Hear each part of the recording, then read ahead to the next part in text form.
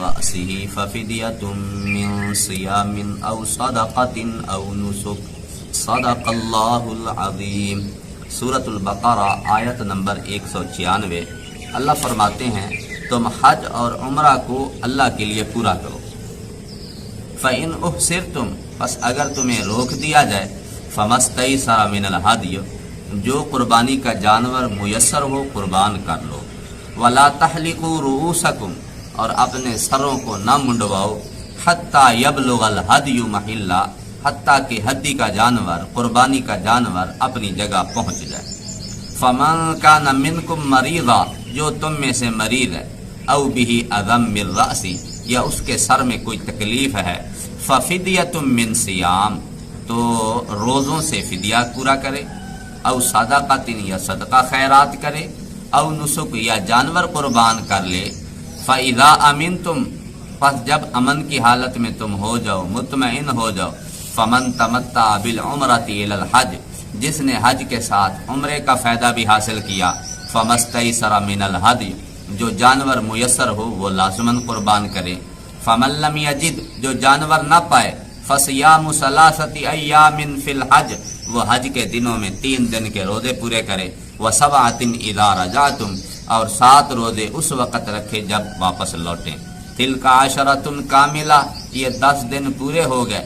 ذالک لمن لم یکن اہلہ حاضر المسجد الحرام، یہ حکم ان حضرات کے لیے جو مسجد حرام کے پاس نہیں رہتے۔ واتقوا اللہ، اللہ سے ڈرو۔ واعلموا، جان لو، ان اللہ شدید العقاب، بے شک اللہ سخت سزا دینے والے ہیں۔ اس آیت مبارکہ میں حج اور عمرہ کو اللہ کی رضا کے لیے پورا کرنے کا حکم ہے۔ امید ہے اللہ کی رضا ہوگی۔ آج کل وہ دوسرا غلو ہوتا جا رہا ہے، تفاخر کے طور پر، شہرت کے طور پر، ریا کے طور پر عمرہ کرنے والا، حج کرنے والا گلے میں ہاتھ ڈالتا ہے نشانی کے طور پر، یہ چیزیں وہ ہو رہی ہیں۔ اللہ نے فرمایا اللہ کی رضا کے لیے تم نے پورا کرنا، رضا ہونی چاہیے۔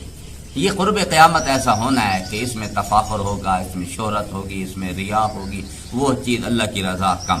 اس سے یہ بھی مسئلہ سمجھ آیا، عمرہ یہ حج اصغر ہوتا ہے، حج تو حج ہے، اور جس عمرے کو شروع کر لیا جائے، اس آیت میں، اس آیت کے حصے میں یہ حکم ہے اس عمرے کو اب تم نے پورا کرنا ہے۔ اللہ نے فرمایا اگر تمہیں روک لیا جائے، پھر جو جانور میسر ہو تم نے اسے قربان کرنا ہے، اپنے سروں کو منڈوا لینا ہے، پھر بعد میں اس نے عمرے کی قضا کرنی۔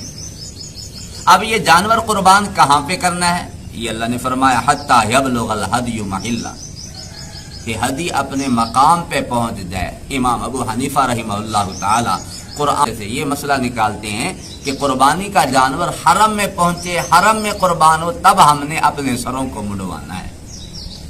امام شافعی رحمہ اللہ تعالی فرماتے ہیں دیکھیں حضور علیہ الصلوۃ والسلام نے تو وہیں صلح ہوئی تھی، آپ نے تو وہیں پہ حلق کروا دیے تھے، سر منڈوا دیے تھے۔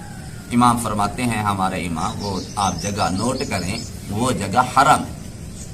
حرم کے اندر جانور پہنچے، حرم کے اندر جانور قربان ہو، تب بندہ حلالی ہو جائے، ایک دفعہ گزارا یعنی ایک دفعہ ہو جائے گا، احرام اتار لے گا، پابندیاں اس پہ ختم ہو جائیں گی، جو انسلی چادریں ہیں وہ اتار دے گا، اب اپنا لباس پہن لے گا، بیویوں کے ساتھ مجامعت بھی اختیار کر سکے گا، خوشبو بھی لگا سکے، یہ پابندیاں مطلب ختم ہو جائیں گی۔ پھر جب موقع ملے دوبارہ عمرے کی قضا، جس طرح میرے نبی علیہ السلام 1 سال کے بعد پھر عمرہ کے لیے تشریف لائے تھے۔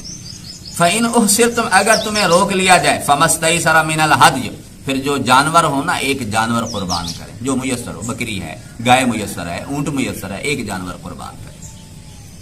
وَلَا تَحْلِقُوا رُؤُوسَكُمْ، اپنے سروں کو اس وقت تک نہ منڈواؤ، حَتَّى يَبْلُغَ الْهَدْيُ مَحِلَّهُ، جب تک ہدی کا جانور، قربانی کا جانور اب حل تک نہ پہنچ جائے، حرم تک نہ پہنچ جائے۔ فَمَنْ كَانَ مِنْكُمْ مَرِيضًا، ایک اور رعایت مل رہی ہے کہ بندے نے احرام باندھا ہوا ہے، احرام باندھنے کے بعد اس کو کوئی تکلیف لاحق ہو گئی، کوئی پریشانی ہے، یا سر میں جوئیں اتنی ہیں۔ حضرت کعب ابن عجرہ ہیں، میرے نبی کے ایک صحابی ہیں، وہ بیٹھے ہوئے ہیں آنکھ کے قریب اور جوئیں گر رہی ہیں۔ میرے نبی علیہ السلام نے فرمایا تمہیں جو سر کے جانور ہیں بڑی تکلیف دیتے ہیں؟ انہوں نے عرض کیا حضور تکلیف تو دیتے ہیں، لیکن کیا کروں، میں نے احرام باندھا ہوا ہے، میں بال نہیں مڈوا سکتا۔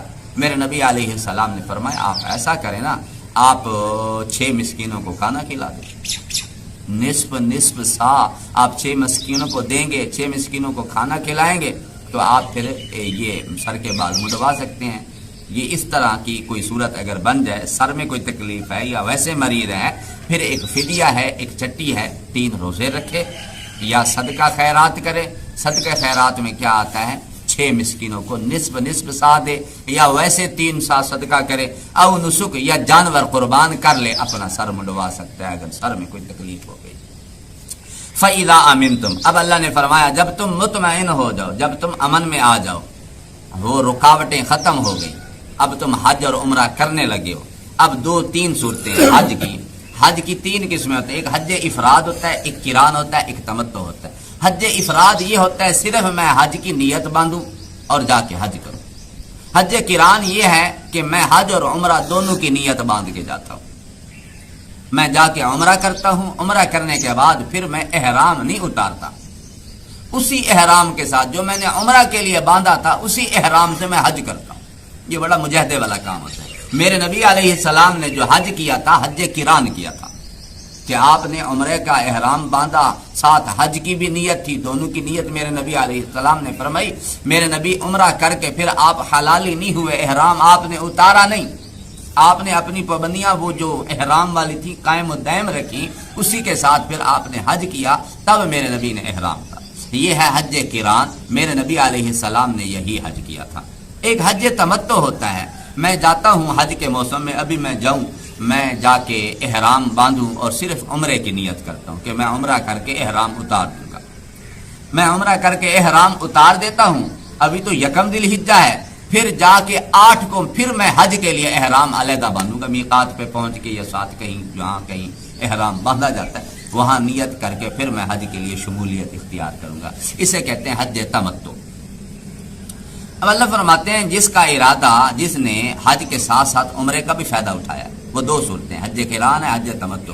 اللہ کہتے ہیں جو جانور تمہارے پاس ہے یہ جانور لازمی قربان کرو۔ دم، یہ شکر کا دم ہے کہ اللہ تعالیٰ نے یوں سمجھیں کہ ایک ٹکٹ میں تمہارے 2 شو ہوئے، تم نے حج بھی کر لیا، تم نے عمرہ بھی کر لیا۔ اگر علیحدہ علیحدہ سفر کرتے کتنا حرج تھا، کتنی تکلیف تھی، کتنا خرچہ بڑھ جاتا۔